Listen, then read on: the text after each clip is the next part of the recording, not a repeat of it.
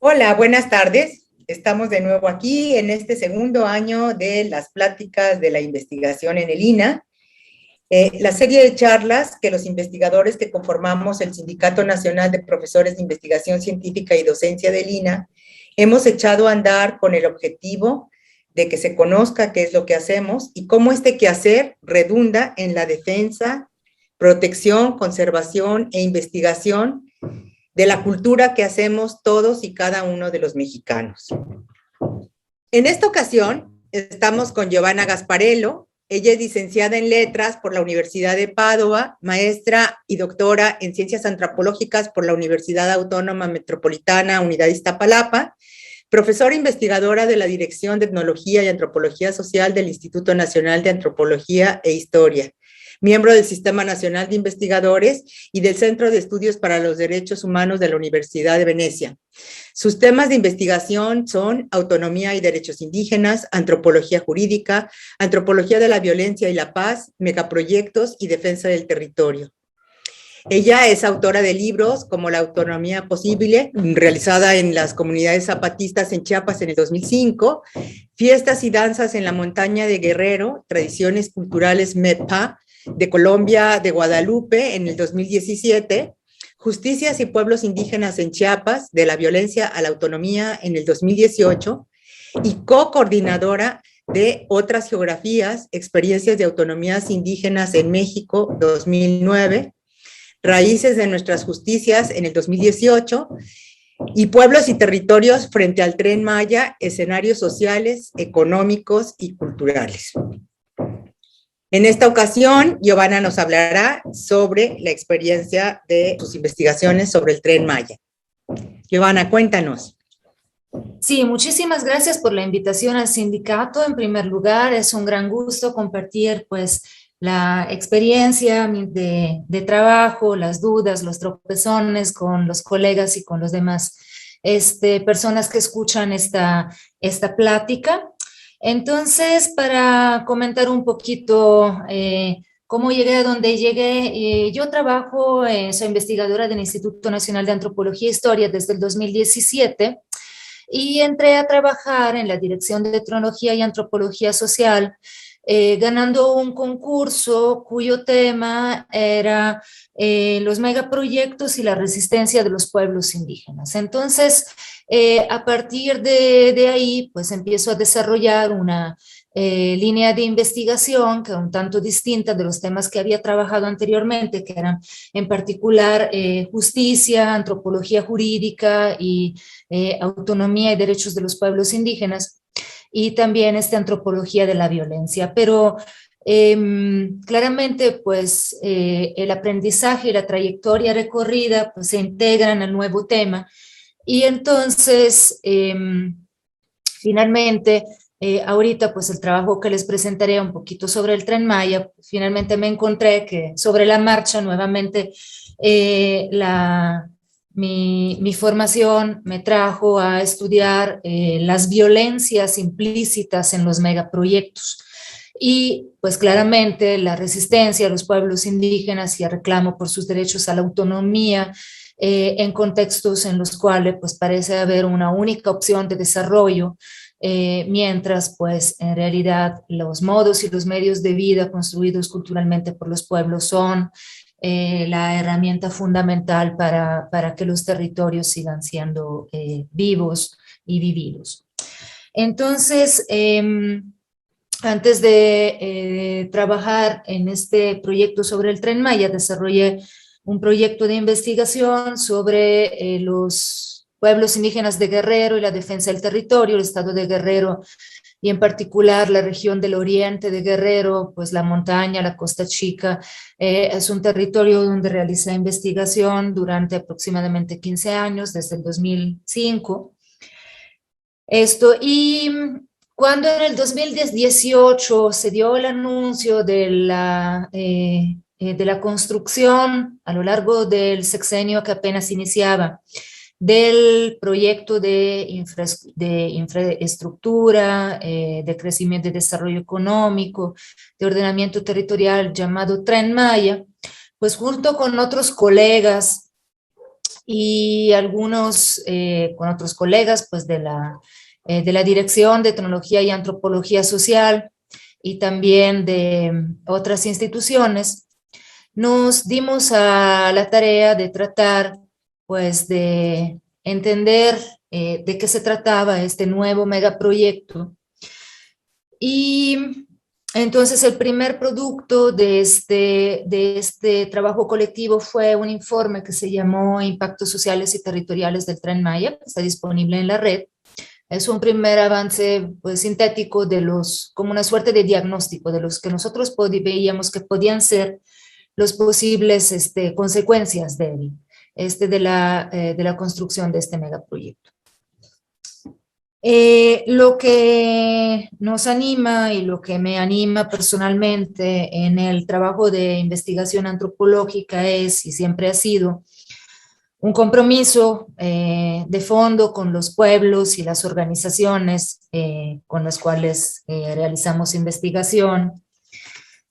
Y en esto, pues hay como distintos aspectos, ¿no? Por un lado, este compromiso con las organizaciones y por otro lado, el sentido de responsabilidad y de rigor académico en el trabajo que hacemos, que tiene el objetivo también de orientar e incidir en las políticas públicas, ¿no? Por un lado, claramente por otro lado, acompañar a las organizaciones indígenas y campesinas, pues en poder tomar también decisiones con respecto a las mismas políticas públicas que los van a impactar.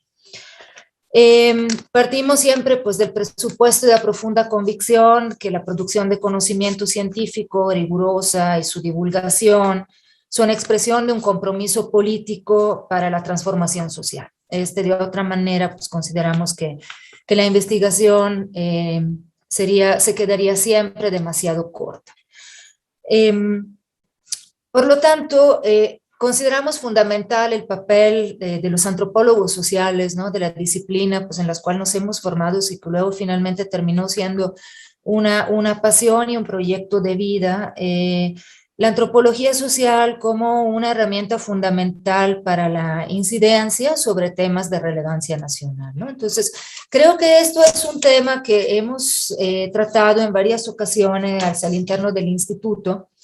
¿De qué manera, pues justo el tipo de conocimiento que nosotros producimos sobre los procesos actuales vivos y también lo que podemos producir con respecto a proyectar sobre las tendencias sociales es de fundamental relevancia y creo que pues justo la cantidad pues, de compañeros, de colegas antropólogos que trabajamos en el instituto representa una gran riqueza en este sentido. Entonces, bueno, pues les voy a comentar de manera sintética a manera de ejemplo, pues la investigación un poquito que he estado desarrollando a partir del año 2018 sobre el tema del megaproyecto Tren Maya, tratando pues de metodológicamente pues nos preguntamos, bueno, ¿de qué manera podemos hacer investigación sobre algo que todavía no existe, ¿no? Pero esto se puede hacer a partir de justo con el objetivo de alertar sobre lo que podría pasar, tratamos de identificar escenarios y tendencias a partir del análisis de procesos análogos o parecidos a los que estamos identificando que podrían suceder en el territorio afectado por el Tren Maya, procesos que ya existen, ¿no? En el mismo territorio y para los cuales podemos tomarlos como ejemplos. Entonces, esto es un poco la metodología que utilizamos, ¿no? La de prefigurar escenarios a partir de ejemplos ya vigentes. Y entonces, en este contexto, yo desarrollé como 3 temas de investigación sobre los posibles impactos del Tren Maya. En primer lugar, partiendo pues del presupuesto que según el proyecto oficial, el Tren Maya es un proyecto de ordenamiento territorial, de infraestructura, de crecimiento económico y de turismo sostenible. Estos serían como los 4 ejes rectores del proyecto. Consideramos que el núcleo de todo el asunto es el turismo, la industria turística, que articularía las otras dimensiones. Entonces aquí, considerando que el 30% de la población indígena nacional reside en los estados que serán impactados por el Tren Maya, y que siempre hemos estudiado pues los procesos de organización y las afectaciones a los pueblos indígenas. Entonces aquí tratamos de estudiar los impactos que el impulso al desarrollo económico regional centrado en la industria turística tendrá en las sociedades indígenas de la región. Y decía yo que traté de articular el estudio de los impactos de acuerdo como a 3 ejes. En primer lugar, de acuerdo pues también a la experiencia previa de estudio en otros contextos indígenas, el crecimiento de la inseguridad y de la violencia criminal vinculadas a las economías ilegales que son imbricadas al desarrollo de la industria turística, además, en particular el ejemplo clave aquí pues es el Quintana Roo y la zona hiperturística del norte de Quintana Roo. También en el estudio de la violencia, en la creciente desigualdad y exclusión que produce la economía turística, que podemos identificar como violencia estructural. Y en la violencia estructural también identificamos el despojo de tierras de uso agrícola o forestal, las áreas protegidas y las tierras de propiedad social, que son destinadas a los desarrollos inmobiliarios para el turismo. Este es un eje del trabajo que hice. Por otro lado, me adentré en el reordenamiento y las transformaciones territoriales en función de los proyectos turísticos que impactan las regiones indígenas. Y aquí finalmente a la mercantilización de la cultura de los pueblos mayas como motor del desarrollo de la industria turística. Entonces, en el primer escenario, que es el último tema que acabo de mencionar, de los posibles impactos del Tren Maya, que es la mercantilización de las culturas en contextos turísticos, aquí identificamos justo que la dimensión de la cultura maya es un elemento central en la promoción del proyecto turístico del Tren Maya y es tal cual el motor del desarrollo económico, porque es lo que se pondrá en el mercado, lo que será comercializado, lo que dará el valor adjunto a los productos turísticos que se promueven y que se implementarán en mayor medida. Falta solamente leer lo que viene escrito en la página oficial del Tren Maya cuando habla de la riqueza cultural de la región y vemos lo que entiende el Fonatur y Tren Maya como riqueza cultural. Esto sí es algo que nos tiene que hacer reflexionar, pues como antropólogos, porque dicen que la riqueza cultural es, y cito, el cielo estrellado y las aguas cristalinas que por siglos han inspirado la observación y el descubrimiento, y son los mismos que hoy despiertan la curiosidad e invitan a la aventura a los millones de viajeros. Curiosidad, aventura, millones de viajeros sobre el conocimiento ancestral y la cultura viva de los pueblos indígenas maya que viven en los 5 estados impactados por el Tren Maya. También es interesante la diapositiva que pongo aquí, la de arriba, donde pues tú por un lado ves a una turista de tez clara con en mano $1, y por otro lado, pues a un indígena ofreciendo su artesanía. Y esta es la relación también claramente jerárquica que se está vislumbrando para las sociedades en la región, ¿sí? Entonces la economía es una economía de servicio, una economía en la cual cultura por dinero. Y esto es el modelo que se está impulsando con respecto a la cultura de los pueblos indígenas, cuando por otro lado sabemos que existe un vínculo inescindible entre territorio y cultura, este, y este vínculo inescindible entre territorio y cultura que se reproduce continuamente en el turismo, viene en la economía, en los procesos de turistificación del territorio, observamos una perversión en la cual vemos que los lugares, los territorios son producidos como mercancías de consumo turístico. Por un lado, el territorio construido a través del tiempo como lugares de la memoria, como lugares vivos, y por otro lado, espacios consumibles. Esto es evidente en los procesos de disneyización de la cultura maya y la turistización de la vida cotidiana, que observamos, por ejemplo, en los grandes parques temáticos como del grupo Xcaret, que se van proliferando, cada rato nace uno nuevo. El último, el parque de Xibalbá, que todavía no viene aquí, pero bueno, pues entre paréntesis se construyó dinamitando cenotes para crear un sistema de cunículos subterráneos, y de esta manera se piensa pues que esto sería el turismo sustentable, el turismo de naturaleza, el turismo pues que ofrece a los visitantes poder compartir con la naturaleza incontaminada del territorio maya, pues a través pues de la real destrucción del territorio vivo y de la creación de un paisaje artificial. Bueno, pues aquí en este ejemplo, ¿no?, de los parques temáticos en los cuales sucede una selección y una descontextualización de las prácticas de la cultura popular y su reinserción en contextos teatralizados y turistificados, ¿no?, como pues la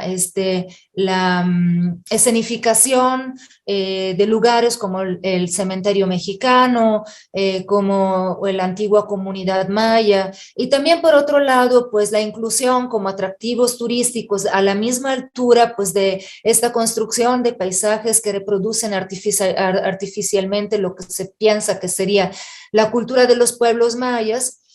También la integración, la inclusión en este mismo plano, pues de lo que son los vestigios arqueológicos reales de la cultura maya, que casi no se distinguen de lo ficticio y de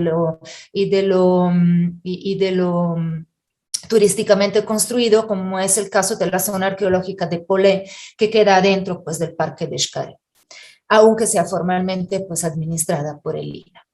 Por otro lado, tenemos esta sobreposición de lo típico a lo estereotípico, que sucede en estos procesos de turistización de la vida cotidiana en las comunidades mayas, estas giras que promueven pues el ecoturismo, el conocer la vida en las comunidades, comer las tortillas hechas a manos, convivir con los pueblos indígenas, que los pueblos indígenas, las personas, individuos indígenas reales en sus comunidades, en su vida cotidiana, que se transforman en atractivos y son vistos de la misma manera o con los mismos ojos, tal cual pues los danzantes mayas enmascarados que protagonizan los bailes atractivos en los parques temáticos del Grupo Xcaret.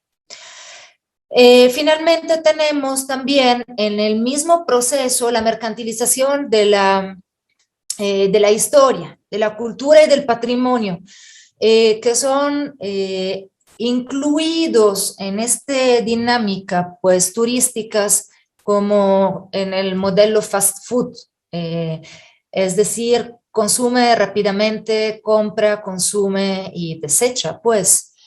Entonces, por un lado tenemos pues estos tours all inclusive que en un mismo día te llevan a zonas arqueológicas, a la comunidad indígena maya y finalmente a refrescarte en el cenote. ¿Qué cosa aprende el visitante en 3 horas con un recorrido de este tipo? Realmente es un turismo cultural como lo maneja, no es el turismo de la foto, porque pues el turismo cultural implica el aprendizaje, el compartir, el convivir, el entender el documentarse. Y por otro lado, tenemos estas rutas que incluyen lugares que hasta poco tiempo no eran vistos como lugares turísticos, más que representan lugares de la memoria y en muchos casos, pues no de una memoria luminosa, sino lugares de memorias donde acontecieron y procesos de despojo, de violencia, de violaciones históricas a los pueblos indígenas, como las haciendas enequeneras de la era porfirista en Yucatán, donde los pueblos mayas pues vivían tal cual como esclavos, o las fincas cafetaleras en Chiapas, ¿no? Donde los peones acasillados no podían emanciparse nunca de la deuda que se renovaba año con año. Entonces, estos lugares son transformados en hoteles boutique y entonces la memoria histórica de los pueblos y estos lugares emblemáticos vienen digeridos por la industria turística y son resignificados como lugares nice. Entonces, eso también es algo pues, que nos deja pensar bastante, ¿no?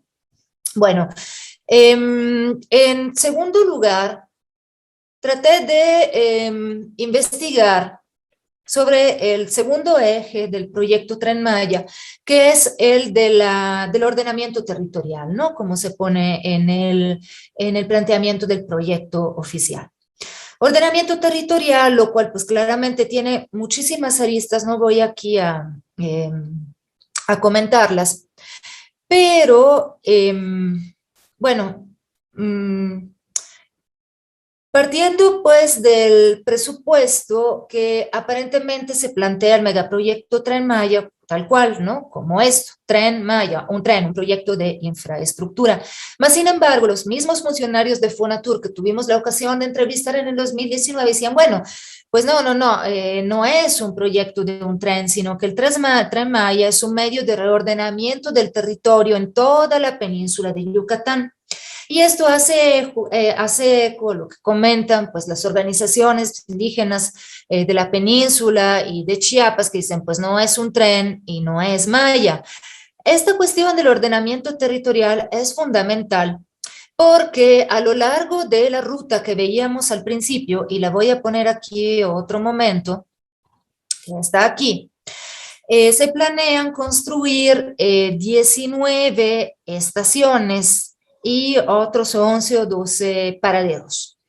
Las estaciones no son solamente estaciones, sino que implican la construcción paralela de los que en un principio se llamaron polos de desarrollo y que luego, pues, para suavizar un poquito la contundencia del concepto, denominaron comunidades sustentables. ¿De qué se trata? ¿De qué se trata esto? Y sobre todo, ¿a qué lógica responde? Y lo explica muy bien Rogelio Jiménez Pons, responsable del Fondo Nacional para el Fomento al Turismo, que es la entidad, que es la instancia encargada de la construcción del tren, que dice, bueno, las ciudades son un modelo de la civilización para lograr facilitar el acceso a muchos servicios y mucho bienestar. Esta utopía urbana y esta imagen de las ciudades como modelo de civilización, que bueno, para quienes vivimos en las grandes ciudades deja varias dudas, en realidad es uno de los núcleos del megaproyecto Tren Maya, porque se comenta que a través del proyecto se propiciará la urbanización como un motor impulsor de desarrollo económico y social sostenido. Urbanización, desarrollo económico, por lo tanto, economía de servicios versus las formas de economía y de producción tradicional que han construido a lo largo pues, del tiempo los pueblos indígenas en relación continua con el territorio donde viven. Entonces, más que ordenamiento territorial, es un ordenamiento urbano en función del turismo, lo que mi colega Antonio Machuca llamó el ordenamiento turístico del territorio. lo que estamos viendo. Entonces, para tratar pues de contextualizar un poquito esto, yo que conozco un poquito Chiapas como contexto de investigación, pues trabajé ahí aproximadamente unos 20 años, pues desde que estaba yo desarrollando la licenciatura. Hice un trabajo que trató de ver de qué manera en Chiapas ya se habían explorado rutas de ordenamiento territorial en regiones indígenas o procesos de intervención poblacional en los territorios indígenas. Entonces, aquí vemos como línea general la consideración institucional de los territorios indígenas como terra nullius. Y esto es la misma imagen que tenían los conquistadores llegando a América. Los territorios indígenas, pues no había nadie, no había nada, pues habría que conquistarlos, plantar la bandera y civilizarlo, ¿no? Entonces, esta idea de lo que existe ahora no existe, por lo tanto hay que reordenarlo, hay que crear puestos de trabajo, hay que crear ciudades, hay que poner carretera. Aquí es bastante interesante la experiencia de Chiapas, porque tenemos por un lado un antecedente de un megaproyecto turístico que todavía no no se ha construido, pero pues como en los alrededores del megaproyecto del tren, también como proyectos secundarios que en su momento serán reactivados. Y me refiero al Centro Integralmente Planeado Palenque Cascadas de Agua Azul, un proyecto pues que se impulsó pues durante años en los años 2000 y este pretendía ser, al igual que todos los centros integralmente planeados, un reordenamiento del territorio en función del turismo, en el cual se pensaba construir un nuevo Cancún en el norte de Chiapas, construyendo en el territorio indígena Mayachol, que colinda con las cascadas de Agua Azul, un parque temático natural con 1.260 cuartos para hospedar un turismo de élite. Por otro lado, hay otra antecedente en Chiapas que tiene que ver con esta idea pues, de concentrar a la población en zonas urbanas u urbanizadas, partiendo del presupuesto que la dispersión poblacional en muchas comunidades pequeñas con las cuales han acostumbrado a vivir los pueblos mayas desde la época precolombina, que representa uno de los rasgos fundamentales del patrón habitacional de las comunidades mayas, ¿no? La dispersión poblacional, que además en el trópico húmedo resulta ser la única manera de habitar sustentable con el territorio. Bueno, pues esta dispersión poblacional se asume por parte de las instituciones como un rasgo fundamental de la marginación. O sea, la dispersión es la marginación, por lo tanto hay que concentrar a las personas para que ahí pues puedan tener acceso a los servicios, de paso pues se incluyan en el trabajo formal, fiscalizado, paguen impuestos y también voten, por favor. Entonces, aquí hay un antecedente clave que son las ciudades rurales sustentables que se impulsaron también en los años 2000 en Chiapas. Aquí ven algunas imágenes de lo que representó o de lo que quiso ser o de lo que es. Ahorita son por su mayoría ciudades fantasmas en las cuales vive poquitísima gente, porque claramente representan lugares que no son adecuados culturalmente para la vida de la población que está acostumbrada a tener pues el solar, el traspatio, las parcelas de cultivo y este complejo productivo y habitativo maya que se conoce como el complejo Milpa Solar Monte. Aquí las ciudades rurales sustentables en Chiapas son un ejemplo del fracaso de la política de reubicación poblacional que se vislumbra claramente como uno de los objetivos y uno de los derroteros de los nuevos polos de desarrollo que plantea el Tren Maya. Pues sobre esto, bueno, pues hice yo un trabajito que se llama Que no te lleve el tren, regiones indígenas en contra del Tren Maya, lo encuentran en la red, Es un librito de 100 páginas que estudia pues justo el contexto chiapaneco y también partiendo pues de hacer como una radiografía de cómo es ahorita, antes del Tren Maya, el territorio en el cual se piensa construir el Tren Maya. Entonces vimos ahí, pues en la zona norte de Chiapas, un acumulado de violencia y violaciones a los derechos humanos que parten pues del hecho de que no hay acceso a los servicios básicos fundamentales. Hay todo un sinnúmero de violaciones a los derechos humanos y colectivos de la población indígena. Y en este contexto se piensa construir una nueva ciudad turística al lado de Palenque. Lo ven ahí, cuál sería la proyección del polo de desarrollo de la ciudad turística de Palenque, porque pues claro, estos nuevos polos de desarrollo implican pues por un lado la construcción de una zona turística y por otro lado pues las zonas habitativas para las personas indígenas o campesinas que se integrarán a la economía de servicios en función de los turistas. Por otro lado, arriba, la imagen de arriba, una foto que tomé yo, es el mismo lugar, lo que es y lo que plantean hacer. Un tanto utópico, pero más bien la cosa preocupante es que lo que es donde vive ahorita la gente y lo que plantean hacer tampoco es para la gente que vive en el lugar de arriba, es para los turistas que ahí irían a hospedarse y a generar la famosa derrama económica, ¿no? Entonces, pues esto lo desarrollé yo aquí en el trabajito que no te lleve el tren, en el librito digital. Y finalmente, otros 5 minutos para comentar el último eje de investigación que desarrollé y que es relativo a la desigualdad y la violencia en el turismo de masas. Aquí la foto es emblemática.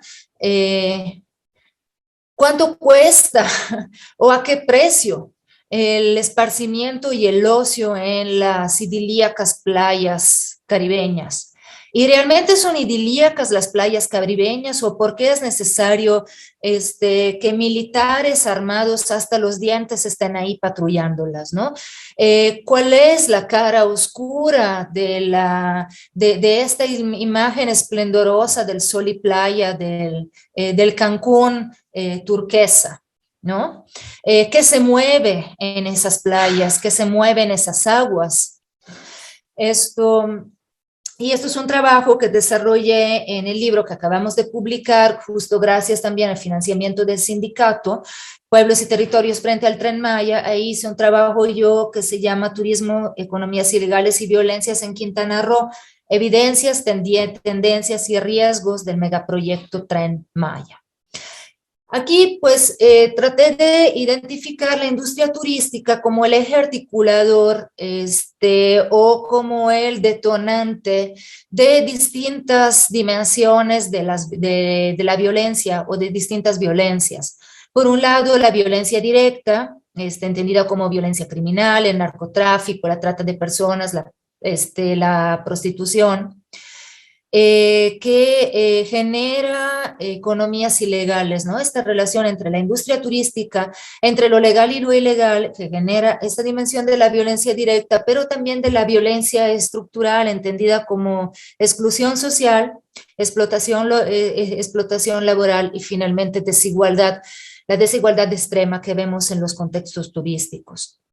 Asimismo, uno de las dimensiones fundamentales de la violencia ligada a la industria turística es el despojo de tierra, despojo de territorio, pero también despojo de cultura y de identidad.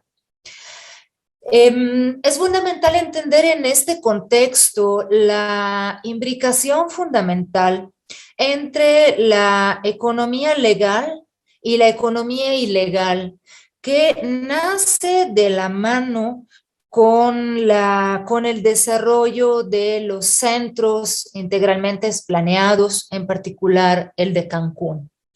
Una inversión económica de ese tipo para hacer crecer un tipo de lugar como ese no se dio solamente pues a través de la inversión limpia, sino que aprovechó los proventos de la economía ilegal, en particular del tráfico de droga, que en el mismo momento que estaba creciendo, que estaba empezando a crecer, ¿no? El poder de los cárteles mexicanos, justo a la vez, ¿no? En ese mismo momento, años 70, 80, pues una cosa crece junto con la otra. Entonces, estos lugares hiperturísticos, donde pues se necesitaba una grandísima inversión económica en desarrollos turísticos a gran escala, en desarrollos inmobiliarios, fueron como un lugar privilegiado para el lavado de dinero que viene pues de las economías ilegales. Así creció Cancún, así creció Playa del Carmen y toda la Riviera Maya. No es una casualidad que el más grande proceso por mafia en México, llamado también Maxi Proceso, se desarrolló en Cancún. Y esto luego continuó con otras aristas a través principalmente de la especulación inmobiliaria. Y ahí documenté yo pues la profunda colusión de la clase política local con las economías ilegales y con este tipo pues de despojo y también de las actividades criminales. Finalmente, entonces, habría que comentar esta paulatina transformación en el lugar turístico por excelencia de México, pues que es Cancún y la Riviera Maya. Esta paulatina transformación de turismo de sol y playa hacia un turismo nocturno en el cual lo menos que se busca es el sol y la playa, sino pues la diversión a toda costa, a costa también de la explotación sexual y de la explotación de la dignidad de las personas. Finalmente, también es importante pues, tener ahí algunos datos, por ejemplo, la encuesta nacional de consumo de drogas, alcohol y tabaco, que dice que Quintana Roo es el estado mexicano con el más elevado consumo de drogas ilegales y de cocaína entre ellas. Esta región es una ruta para el tránsito, para el trasiego, para el tráfico, pues principalmente de la coca producida pues, en los estados del Caribe latinoamericano, que tanto vía mar o vía tierra, pues llegan a la península y se consume parte de la mercancía que llega, y por otro lado, pues otra parte pues es una ruta hacia Estados Unidos. Esto genera una situación de inseguridad y de violencia alarmante.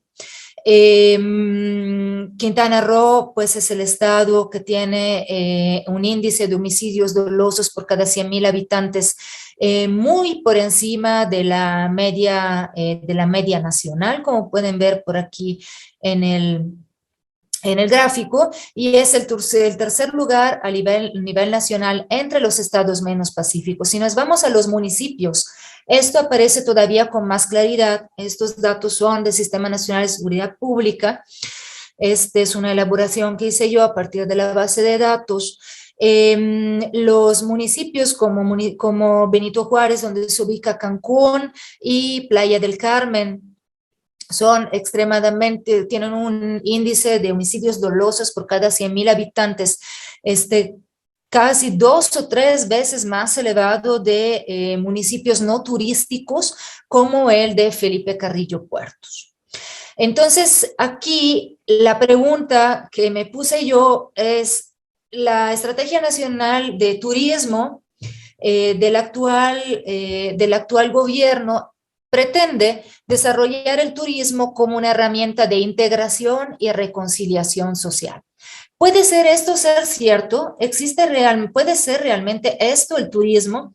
Cuando vemos pues, que la economía turística en realidad sí promueve el crecimiento económico, pero también promueve un incremento demográfico, y esto va en relación justo con la creación de grandes bolsas de marginación y de desigualdad por un lado, y por otro lado este incremento desmedido de inseguridad y violencia, porque a la vez que crece la economía la economía legal, crece también la economía ilegal.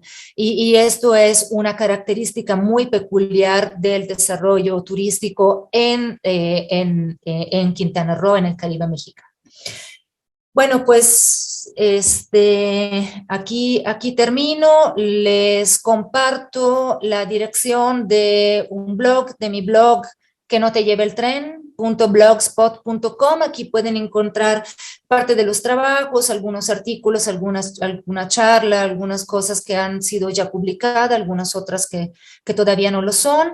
Y pues les agradezco muchísimo por la atención y por el tiempo que dedicaron en escucharme.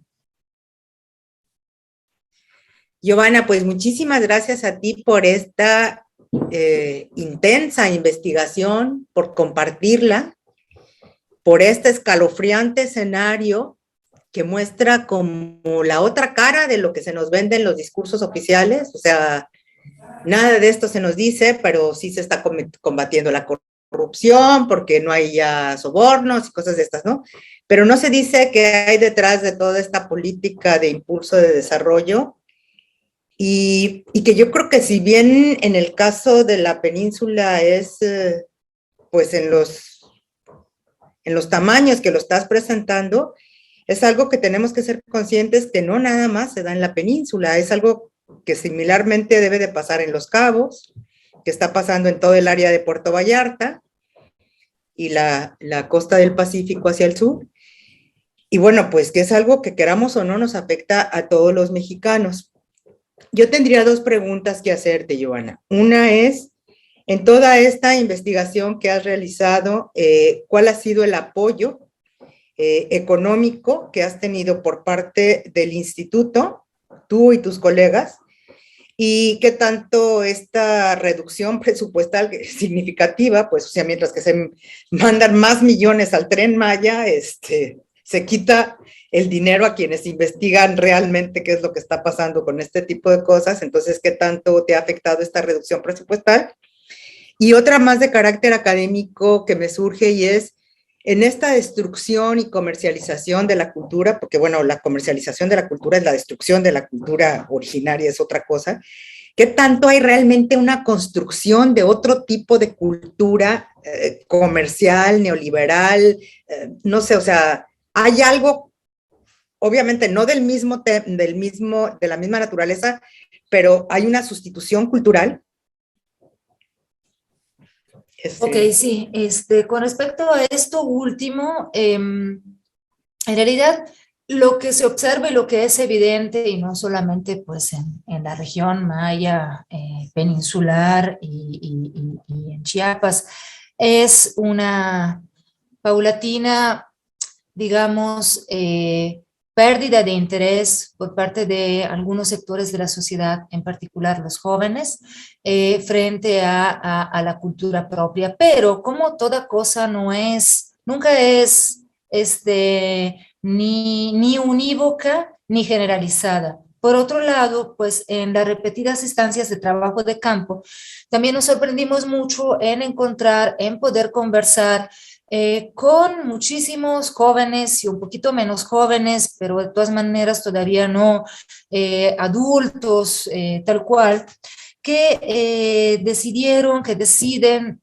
quedarse en las comunidades o incluso volver a las comunidades después de haber salido y construir proyectos individuales y colectivos de vida y de fortalecimiento cultural en sus comunidades. Entonces, por un lado, pues sí tenemos pues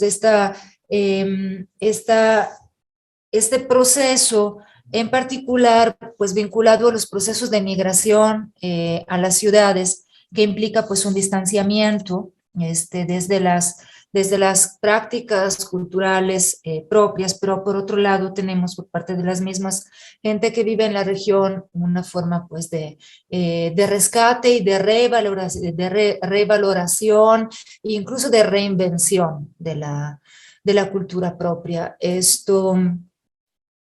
Por otro lado, lo que nos preguntaba, bueno, en realidad, pues el recorte presupuestal Más bien fue la imposibilidad de hacer trabajo de campo, lo que nos impactó muchísimo, ¿no? En la coyuntura del COVID. Y entonces, pues claro, el recorte presupuestal de la mano, pues de no poder salir a campo, fue un problema muy grave porque pues este tipo de investigación, pues que es sobre un tema actual y en constante desarrollo, pues no se vuelve difícil pues seguir desarrollándolo pues estando en casa. Y pues en realidad nunca tuvimos gran financiamiento por parte del instituto, pues también pues es un poco evidente pues que la perspectiva que nosotros tenemos con respecto al megaproyecto Tren Maya, que sí ve pues una participación central del instituto, pues medio arisco ahí el asunto, ¿no? Entonces, desde luego que la imposibilidad de hacer trabajo de campo y las múltiples restricciones nos afectaron mucho y también pues la posibilidad de publicar los resultados de nuestras investigaciones en este contexto sí se vio pues muy reducida, pero justo por eso pues qué bueno que intervino el sindicato pues permitiendo la publicación de nuestro libro. Consideramos que es fundamental. Y pues vamos a ver qué es lo que pasa en los siguientes meses. Tenemos varias salidas a campo ya autorizadas, pues con muchísimos requerimientos administrativos, lo cual lo vuelve pues un tanto difícil y un tanto muy complejo. Ya pues uno además de preocuparse el trabajo que tiene que hacer, pues un montón de papeleo, pues a ver cómo nos va, pero bueno, en realidad también pensamos pues que a pesar de la disponibilidad, mucha o poca de financiamiento por parte del instituto, lo que estas investigaciones como estas vamos a seguir realizando de toda manera, ¿no? Entonces, no, de alguna manera, pues es un compromiso que tenemos y sabemos pues que estamos dando una posición un poco incómoda y justo por eso, pues como sea, ahí vamos a seguir trabajando otra vez. Giovanna, pues no me queda en este momento más que seguir reflexionando sobre esto que nos planteas, invitar a todos a que lo hagamos, agradecer tu compromiso como antropóloga con la investigación sobre la cultura, el despojo de la cultura y la creación de nueva cultura. Y a todos, pues, invitarlos a que sigan viendo estas charlas en donde se ve el compromiso de los investigadores del instituto hacia la conservación de la cultura que creamos todos los mexicanos.